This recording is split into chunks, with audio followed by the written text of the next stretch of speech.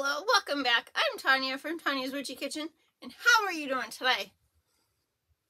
I hope you're in a good mood. If you're not, we have control over our attitude, don't we? We have control over what we react to too.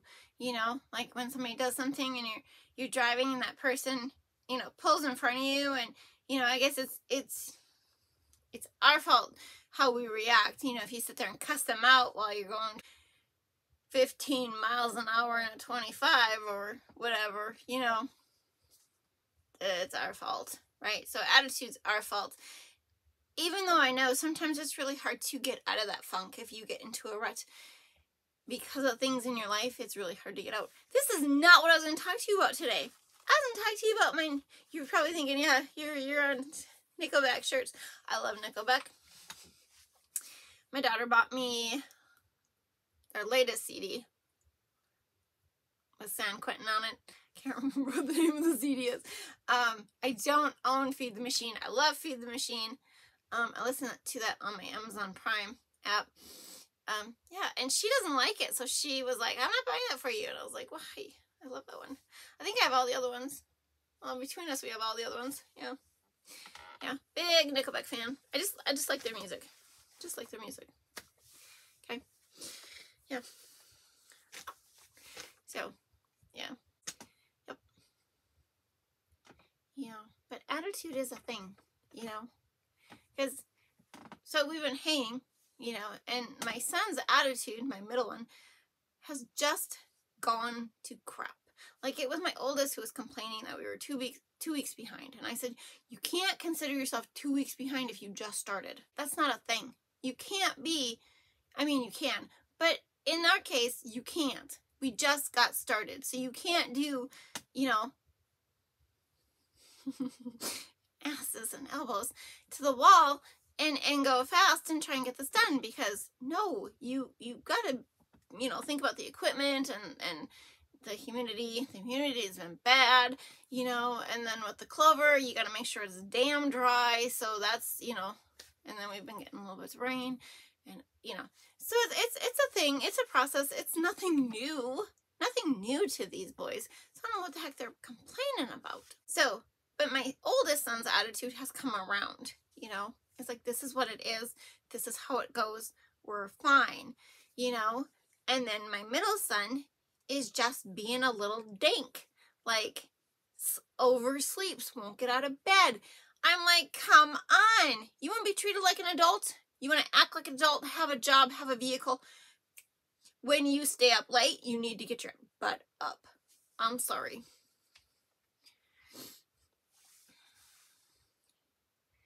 Yeah, I don't know. I don't know what to tell him. He's just been on. He's been on my list of people I want to just, you know. Oh, but yeah, his attitude sucks. And I told him, I said, you know, if you can't do this, by all means, go back to work, right? Go work at your other job. You know, I'll fire you. You don't have to work for me. They don't really work for me, but I pay the bills, so. It's all about attitude. And the sad thing is there's a lot of kids his age that have this stupid attitude. You know, they want to be treated like an adult. They want, even though they're not an adult, but you know, they're that in-between stage where they're almost there, but they're not quite, you know, but it's like, come on, kid. You want these privileges. You have these responsibilities. That's how they go. They go hand in hand. Privileges, responsibilities. If you don't do the work, you don't get paid. If you don't show up to work, you might lose your job. There's all these scenarios that they just don't get. And where the heck do they get this philosophy? From their friends? From the schools? I don't know. It's like, where's this mentality coming from? Because you can be in a funk. You can be pissed off because it's 2 weeks. We're 2 weeks behind. But we're cutting them. Hey, we're moving forward. We've got progress. There are bales. So whose fault is the attitude? It's not mine. It's his. his for having a crappy attitude. And you know what? There are days that are just hard to make through, and you get depressed. I get depressed. We all get depressed. You know, life is hard, but you don't need to blame everything in your life on your situation, on your feelings, because your feelings are what they are because you react to the outside, right? I've told you before, no feeling is wrong. There is no feeling that you are feeling that is wrong. It's only a reaction to the feeling. If you get angry and you whack somebody, the reaction was wrong. The anger wasn't wrong because something made you angry. But the whacking is wrong. Anyway, that was a long cut and dry thing. But, yeah. Anyway, today we are doing another masculine scented soap. This one, this is the one I was telling you about. I was really impressed with the scent. I hope it stays. It's supposed to have a strong scent. 3 things. Dream big. Be true to you. You are worth it. This was long. Let's go check out that soap. Okay. I usually have a name for the soap, but today I don't have a name for the soap. This is a typical soap, except interesting enough, I don't have any castor oil in it. And some people say, you know, if you have too much castor, it makes the soap set up faster. I have never had that problem before. You know, I normally put 5 to 10% castor oil in all my soaps. Sometimes I knock it down if I have like beer or wine or sugar or something in there extra, you know. But usually it's around 5 to 10%. This fragrance oil is The Perfect Man by Nature's Garden. I'm not sure if it's the Perfect Man scent, but I do think this scent is a good one. Like my boys even and my grandson both gave it a thumbs up. So we'll see how it soaps. Because like I said before, sometimes fragrance oils change in the soap. You know, they don't smell the same. They come out a little different. They might be missing some notes that were supposed to be more prominent. You know, all that. You know, whatever. Okay. Oh, sorry. That was Mint Jaloop with a little bit of neon green from Mad Micah's. And that one is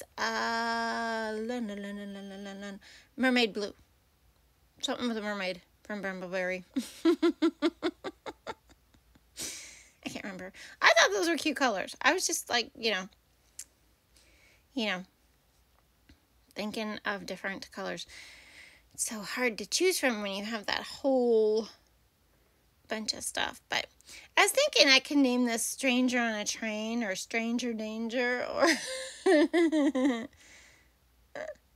Hot Toddy. No. Okay, sorry. Okay, we'll get to the pour. Okay, so I thought I'd try and be smooth and you know, do this. And, you know, anchor, I should have, like, duct taped my mold to the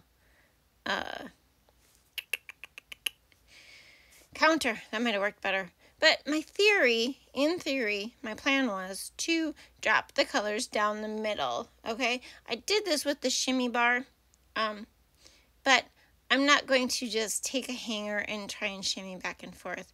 I suck at this. I suck at two-handed pours, you guys, to do this. I don't do it enough. You know, practice makes perfect, but anyways, I am going to take a hanger swirl to it and try and get some big swirls out of it. My biggest problem with this is I never swirl enough. I think that's part of my problem. Maybe. One little thing, this scent is supposed to possibly discolor to a light purple. And sometimes I wonder, like, why? Does it depend on the oils? Does it depend on how much water you have in there? Because I've noticed if I put a scent that's going to discolor to yellow in a body butter, it never discolors that body butter. Nope. Maybe a little bit. I guess I haven't tried one that would make it like brown.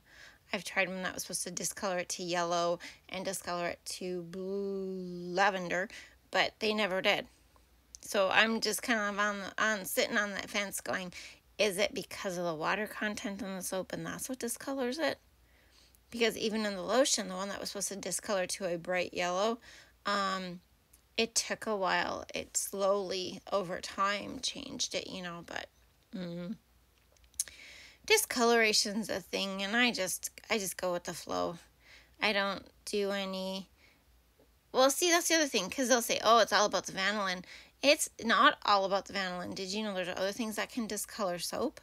Because if it was just vanillin, they would only discolor to brown or shades of brown. But when you have discoloration to yellow and discoloration to purple, that's a totally different thing.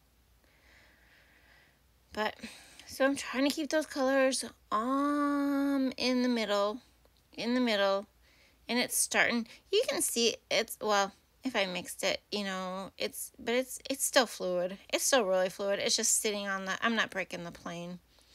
I always think, oh, I'm not breaking the plane, but that middle stuff was a lot runnier, but I was holding it up higher too, so I was breaking the plane, all that jazz with that. But I don't know. You can't do a butterfly swirl, right? Because I was thinking butterfly swirl. Well, you'll never get the same swirls on the two sides, right?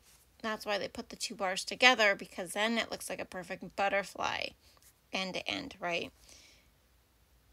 So I'm going to go down, up 2, and over 2, and then down, up, down, and then over the top, and then over the top. You know what I'm saying? But maybe I should have mixed it some more. I should really just go in there one time and just do this and just, like, I don't know, count to 50 or 100 and see what happens. But then, it's like, that's what a bowl swirl is for, or a drop swirl, or, I don't know.